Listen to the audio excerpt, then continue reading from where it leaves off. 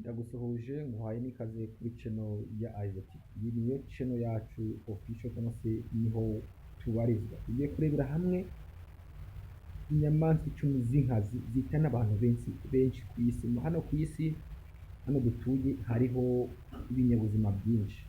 Harimo abantu, hariho inyamaswa, hariho ibintu byinshi bigiye bikikije imisozi, amazi, inzuzi, ibibaya, ibibande, amashamba, ibintu byose ibinyabuzima biri ku isi ni byinshi. Muri byo binyabuzima tugiye kurebamo inyamaswa nimvuga inyamaswa wumve ko ari ikiremwa cyaremwe n'Imana. Inyamaswa rero n'umuntu arimo, n'umuntu bamugiranya nk'inyamaswa kuko ni ikinyabuzima. Muri ibyo bintu rero tugiye kurebamo muri izo nyamaswa tugiye kurebamo, tugiye kureba inyamaswa zihitana abantu benshi ku isi. Nifashisha ubushakashatsi bwakozwe na Viro Nova bugaragaza inyamaswa zihitana abantu benshi ku isi, aho hifashishijwe amakuru anyuranye nk'impfu z'abantu zagiye zivugwa bahitanwe n'inyamaswa. Bwagaragaje ko hari inyamaswa zigera mu 10 zihitana abantu buri mwaka. Kuvuga ngo buri mwaka hari inyamaswa zihitana abantu benshi. Izo nyamaswa rero nizo ngiye kubangarukaho muri iki kiganiro kugira ngo uzimenye, niba hari icyo wanakora uzirinde kugira ngo ejo izo nyamaswa utazahura nazo zikaba zakugirira nabi kandi utaruzi ko izo nyamaswa ari mbi cyangwa se zihitana abantu benshi ku isi buri mwaka. Nta muntu utazi inyamaswa zihitana abantu benshi ku isi, ariko abahanga cyangwa se abashakashatsi bafashe umwanya bakora liste cyangwa se bakora urutonde rw'abantu bapfa buri mwaka bishwe n'inyamaswa. Izo nyamaswa rero nizo nje kukubwira muri aka kanya.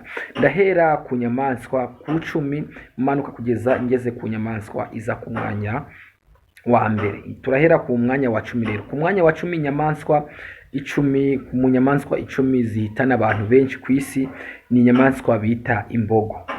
Imbogo ni inyamaswa zikunze kuba mu mashamba no muri parike nyinshi ku isi, ariko iyi nyamaswa igira ubugome bw'indengakamere ku buryo aho ibonye umuntu ihita ishaka kumwivugana.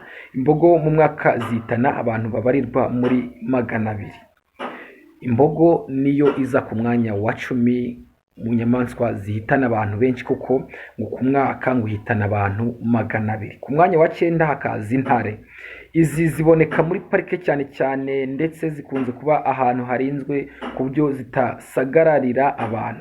Ibihugu byo muri Afurika bibamo intare nyinshi harimo Afurika y'Epfo. Ku mwaka intare zihitana abantu 250. Intare yaje ku mwanya wa 9 mu nyamaswa 10 z'inkazi zihitana abantu benshi ku isi kuko ngo intare ngo zihitana abantu bagera muri 250 ku mwaka. Ku mwanya wa 8 haje inyamaswa bitwa inzovu. Inyamaswa nini ku isi, ntizi kwiruka kubera ubunini bwayo, ikaba ikunze kuba muri parike. Iyi nyamaswa nayo ihitana abantu babarirwa kuri 500 mu mwaka, abenshi bakaba bapfa bazize kuba kandagira. Kuvuga ngo iyi nyamaswa yitwa inzovu ku mwaka yivugana abantu bagera kuri 500. Ni inyamaswa ngo nini cyane kuko ngo abantu benshi ngo bapfa ibakandagiye.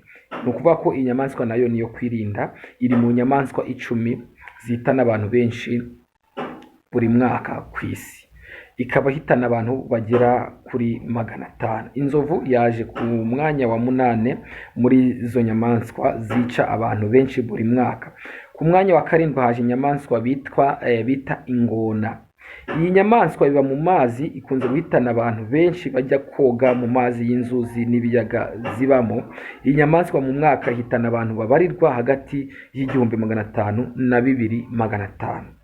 Krokodile, inyamaswa yitwa ingona iba mu mazi, ikunda kwivugana abantu benshi kuko ngo abantu bari hagati y'1500 na 2500 bapfa buri mwaka bishwe n'ingona. krokodile.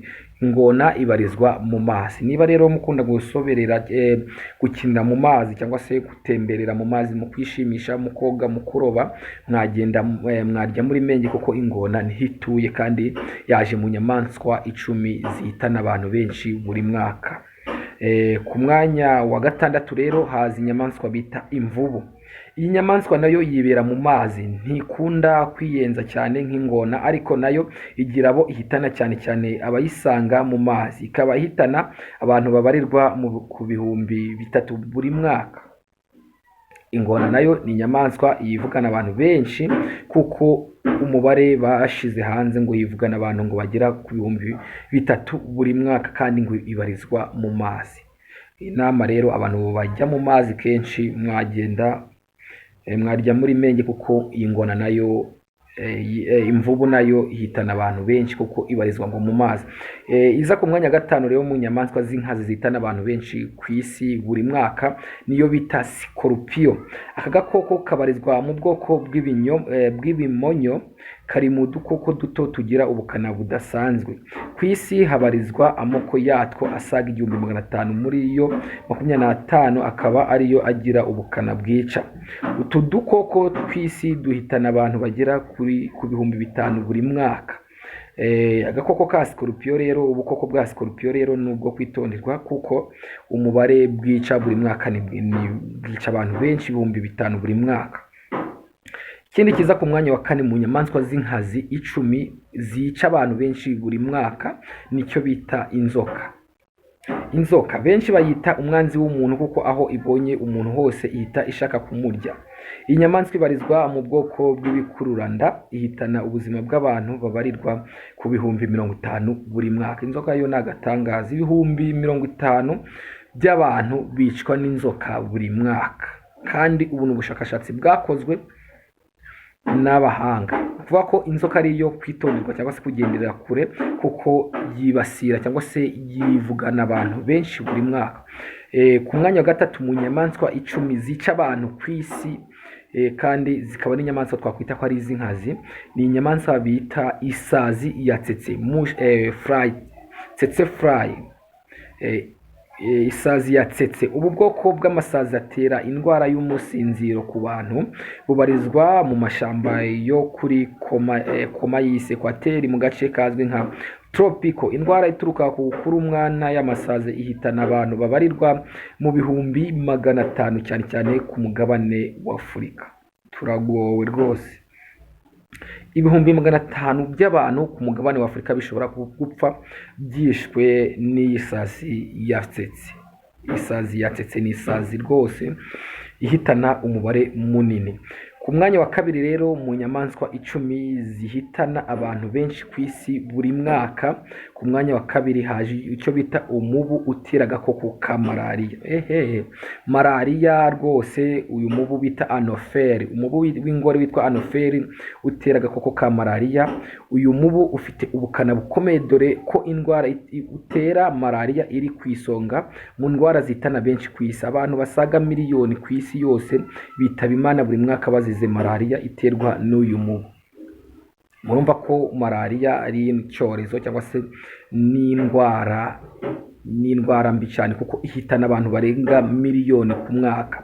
Bigirwamo uruhare rero n'isazi bita Anopheles, uyu mubu w'ingore, umubu w'ingore utera agakoko ka malaria, hanyuma abantu bangana na miliyoni ku isi bakaba bashobora kubura ubuzima bishwe n'uyu mubu cyangwa se n'uyu mubu w'ingore witwa Anopheles bitewe n'agakoko ka malaria ugira, hanyuma abantu bangana na miliyoni bagapfa buri mwaka. Ku mwanya wa mbere rero mu nyamaswa 10 zihitana abantu benshi ku isi buri mwaka ni umuntu cyangwa se ini persone man. Umuntu ni koko inyamaswa mbi ni umuntu, ni koko inyamaswa mbi ni umuntu. Urebye intambara ziba hirya no hino ku isi zitezwa n'abantu kandi zigahitana abantu, aho ku isi buri mwaka nibura abantu basaga miliyoni 10 bahitanwa n'intambara n'ingaruka zazo, nta kabuza umuntu niwe nyamaswa ihitana benshi ku isi buri mwaka. Kuvuga ngo inyamaswa mbi ku isi inyamaswa y'inkazi ku isi ihitana abantu benshi buri mwaka ni umuntu. Njyewe uri kukugezaho ibi bintu ndi umuntu, mwebwe muzakurikirana iki kiganiro muri abantu. Ni ukuvuga ngo rero twese turi abantu. Rero nari ndi kuvuga ngo inyamaswa 10 zihitana abantu benshi ku isi buri mwaka, nahereye ku rutonde rwa 10 ngera ku mwanya wa mbere. Ku mwanya wa mbere mu nyamaswa z'inkazi zihitana abantu benshi ku isi tusanze ubushakashatsi bwarashize hanze ko ari umuntu. Nukubera iki umuntu ari we wica mugenzi we? Ntabwo mbizi, ikibazo mwazakibaza. Nabagezaga ikiganiro kivuga ngo dore inyamaswa 10 zihitana abantu benshi ku isi buri mwaka. Iki kiganiro nkikugejejeho nifashishije ubushakashatsi bwakozwe na Vironova. Vironova ni abahanga n'abashakashatsi bakoze ubushakashatsi bareba inyamaswa 10 zihitana abantu benshi ku isi buri mwaka. Nkaba nzikugejejeho, niba ufite icyo wakora kugira ngo izi nyamaswa 10 uzirinde wagikora, ariko sinzi niba kuko babivuga ngo nta urusimbuka rwamubonye cyangwa se ngo umuntu apfira igihe cye. Ubwo sinzi niba hari icyo wakora umunsi wawe wageze. Ubwo rero nakugezagaho inyamaswa 10 zihitana abantu benshi ku isi buri mwaka.